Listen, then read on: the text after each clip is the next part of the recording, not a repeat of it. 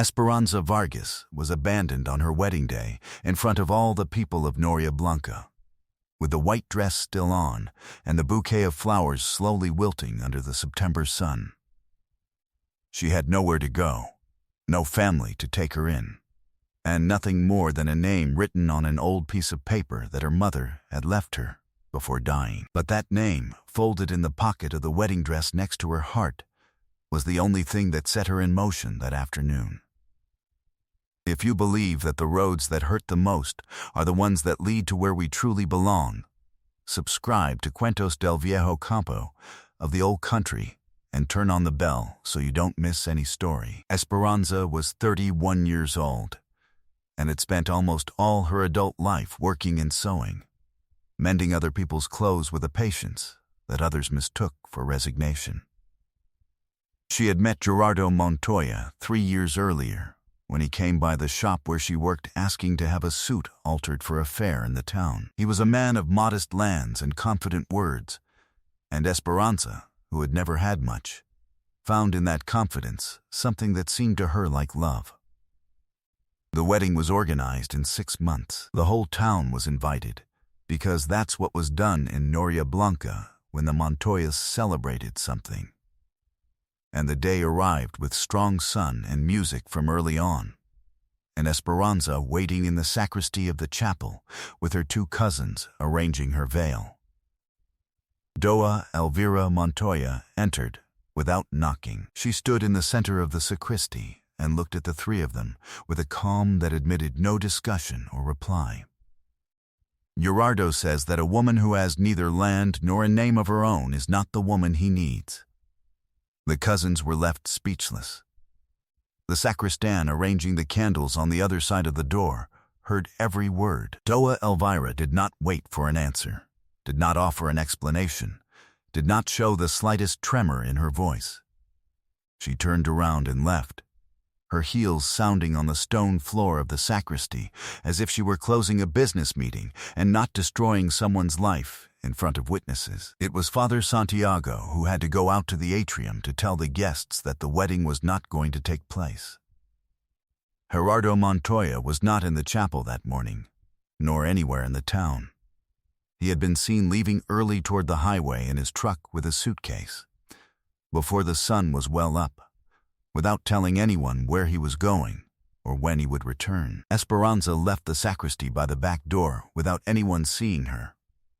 She walked along the back street with the white dress gathered in one hand and the bouquet clutched in the other, and kept walking until the sound of the town and the murmur of the people fell away behind her among the mesquites of the dirt road. She didn't cry until she was alone on the dirt track that climbed toward the mountains, and then she cried in silence and without stopping, the way she had always done the things that truly mattered, without witnesses and without asking permission. When she tired of crying, she took the paper out of the pocket of the dress and read it again. It said, "If you ever find yourself without a place, look for the El Aguaje estate on the old mountain road. Don Benigno lives there. Tell him you are the daughter of Lupe Vargas. He'll know." Her mother had written that 2 months before dying, with no further explanation, as if she knew that one day it would be needed, and had decided that when that day came, Esperanza would be old enough to understand on her own what the paper didn't say. The El Aguaje estate was 3 hours' walk from the town, following a dirt track that grew narrower as it climbed among the mesquites and acacias of the Zacatecan hills, until reaching a small flatland where the mountains kept a pool of cold water that had never dried up in anyone's memory. Esperanza arrived when the sun was already low, and the September air brought that particular mountain cold that doesn't warn, but falls all at once, like a memory one thought one had gotten over. The estate was in ruins, or in something very close to it.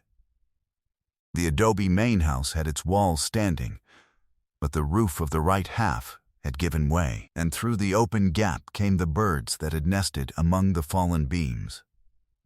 The corral was full of overgrown weeds, and the granary at the back was just a dark silhouette of broken wood.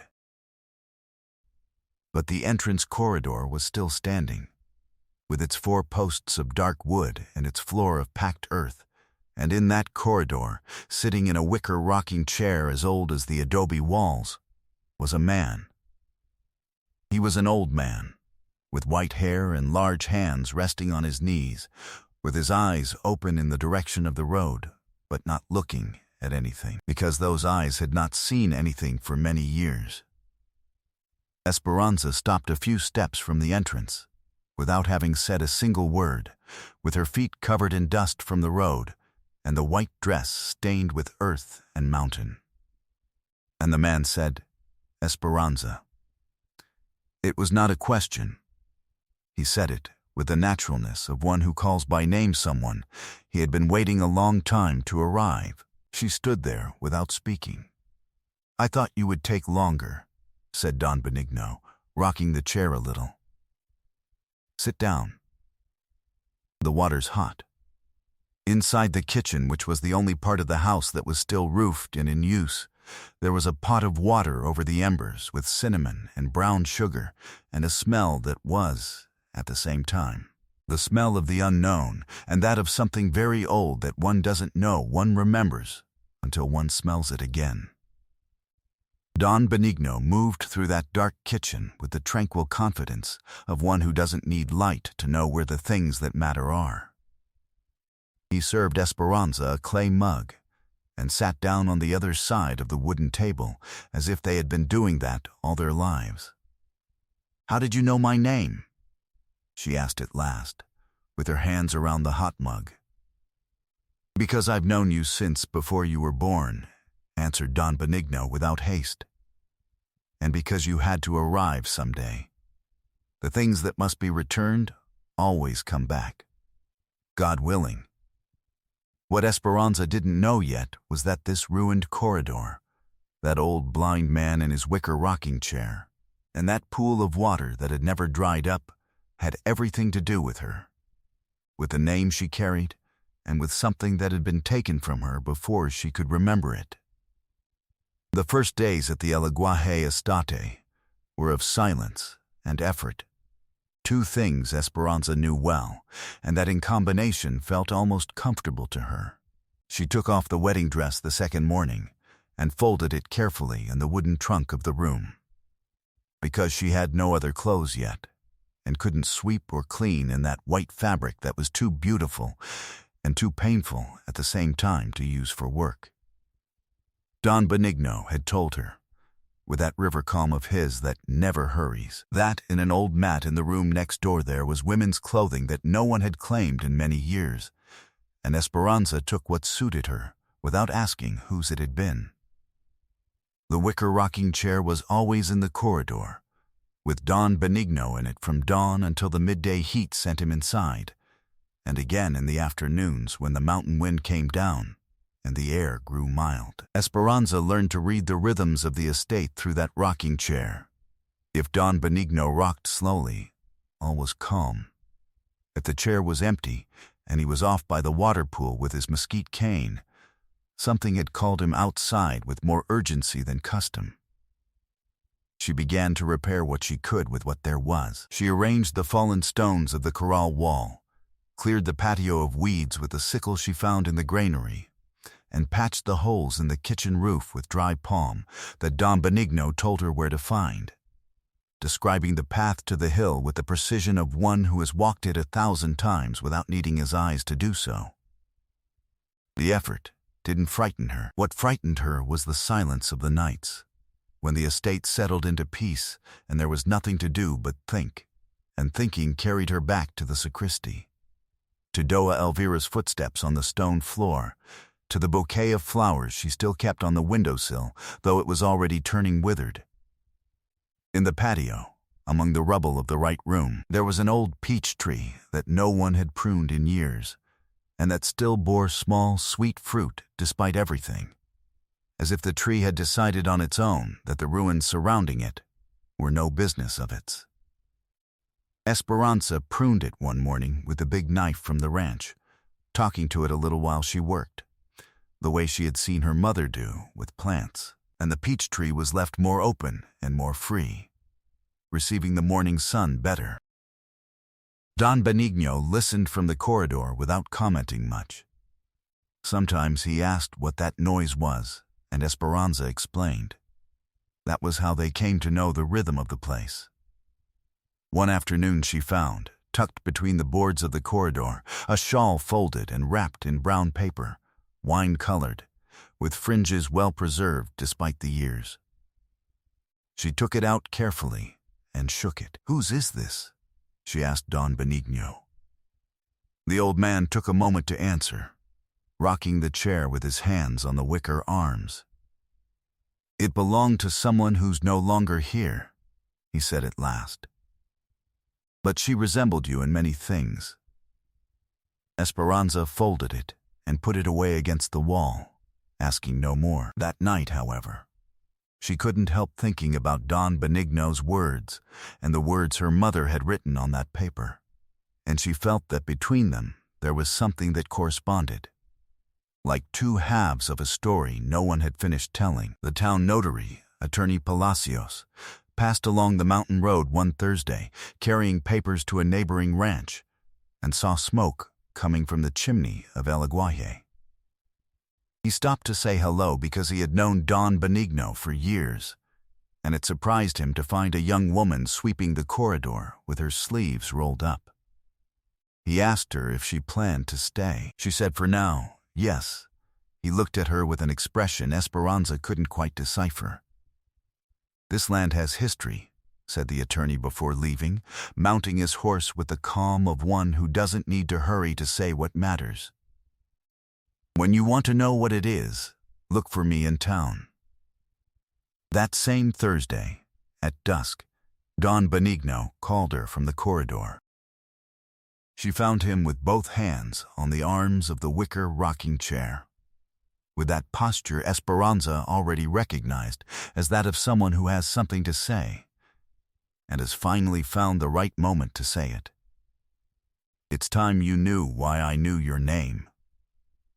In the rocking chair was a folded paper that was going to change everything. Don Benigno told her that night, slowly and without hurry, the story of Perculo Vargas, and as he spoke, the ruined estate took on another dimension, like when the mountain mist clears, and one suddenly sees that the mountain one thought one knew has peaks one hadn't noticed before. Perculo Vargas had been the owner of the El Aguaje estate from 1938 until his death in 1971, a man who had raised that land with his hands and those of his father in the hard years of the Zacatecan hills, when the mesquite and the stone and the underground water were the only reliable partners a man had to bring a plot of land forward. Don Benigno had been his trusted hand since he was 14, and when Perculo died he left him precise instructions to stay on the estate and look after it until someone from the family returned to claim it. Because Perculo believed, with the tranquil certainty of men who know the rhythms of the land, that would happen. After Perculo's death, his daughter Lupe, Esperanza's mother, had tried to sell the estate to a man from Zacatecas to settle a debt that was drowning her. The man paid half the price and disappeared before completing the notarial process, and the sale remained incomplete, without legal force, suspended in a registry that no one had had the care or the reason to review in decades. Don Benigno kept living at El Aguaje because Perculo had asked him to, because he no longer had another place, and because he knew with that certainty that sometimes comes to the old that a person of the family was going to return someday, and that when she arrived she was going to need him to be there. "And you knew my name because you knew my grandfather?"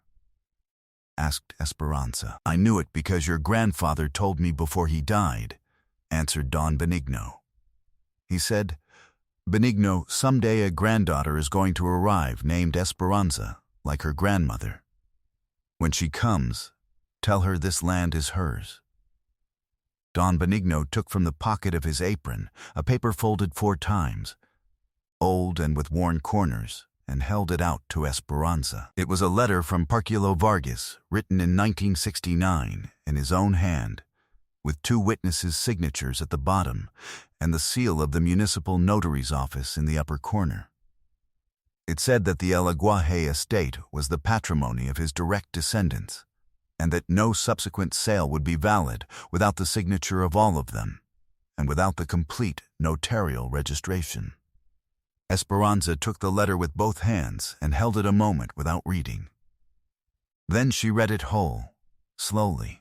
Then she looked at the wicker rocking chair, where Don Benigno still sat with his hands on the arms of the chair, as if all this were the most natural thing in the world.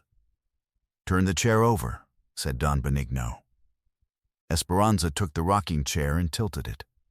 Underneath the seat, carved into the wood with a knife in the hand of someone who had time and care to do it, there was a name, Parculo Vargas, 1947. She closed her eyes. Something inside her settled for the first time in a long while. The attorney Palacios confirmed everything 3 days later, bringing to the estate the folios from the municipal registry that showed Perculo's letter as valid and Lupe's sale as incomplete and without effect. Doa Aurelia, the neighbor from the adjoining ranch who had come to bring milk and had stayed to listen, said what the women of the hills say when God does what he has to do, and no one can quite explain it. God's times are not ours, child, but they always come. The El Aguaje estate belonged by law and by blood to Esperanza Vargas. The rumors ran through Noria Blanca with the speed that news favorable to someone always has, and it was the Montoya's cook who saw to it that Gerardo and Doa Elvira learned that Esperanza was at El Aguaje, and that the attorney had been reviewing papers of a property that had more value than anyone had calculated, because the underground water that crossed the estate was known by the neighboring ranchers as the only one in the hills that didn't dry up in the years of drought. Gerardo arrived one Saturday afternoon with his mother and a city lawyer who carried a briefcase and the expression of a man who charges by the hour. They came kicking up the dust of the dirt track and got out with the haste of those who come to fix something that time has, in reality, already closed. Esperanza was pruning the peach tree when she heard the motor. She didn't move. Don Benigno, who had heard the motor from afar with the same calm with which he heard everything, was already in the wicker rocking chair when the three of them crossed the gate. Gerardo looked at her with that mix of shame and arrogance that only men produce who know they were wrong but have decided not to admit it. Esperanza, Gerardo, Doa Elvira greeted no one. "We've come because this property was sold years ago and no one in your family has any right over it," said Doa Elvira, with the same tremor-less voice she had used in the sacristy. "The sale was neither complete nor valid," answered Esperanza. "The attorney Palacios has the documents."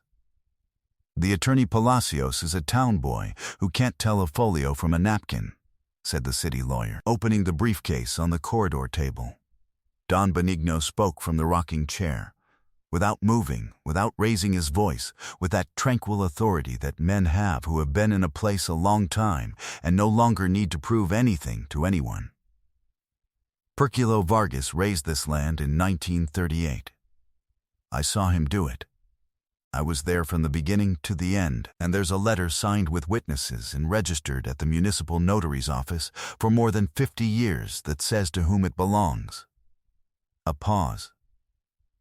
"You can review the folios with the attorney Palacios, or you can leave this very day. Whichever you prefer, gentlemen. People who don't consider you when you have nothing always learn to reconsider you when the land has your name." Gerardo looked at Esperanza a moment with an expression that perhaps wanted to be something more, or perhaps no longer knew how to be anything. He opened his mouth. "I came because there's nothing left to say to me," said Esperanza. The voice came out without effort, without tremor, without the urgency of those who need to convince someone. "You can go." Gerardo left. Doa Elvira followed him with her chin raised, though her steps were more hurried than on arrival. The lawyer picked up the briefcase and followed them without saying more. Doa Aurelia, who had come that afternoon to bring goat cheese and had ended up staying without meaning to, watched the dust of the truck disappear from the corridor and put a hand on Esperanza's shoulder. "That's how it's done," she said. Don Benigno rocked the chair slowly, with his eyes open in the direction of the mountains, and on his face there was something that was stillness, and also something very much like the satisfaction of one who has finished what he began a long time ago. By the time the June rains arrived, the El Aguaje estate had an appearance that Don Benigno couldn't see, but that Esperanza described to him every morning. Seated on the edge of the corridor with a café de olla between her hands, while he rocked the wicker chair with that deliberateness of his, that was already part of the sound of the estate. She told him that the peach tree was heavy with new fruit, that the corral wall no longer had holes, that the water pool ran clean among the stones of the Zacatecan hills with a sound that at dusk blended with the wind.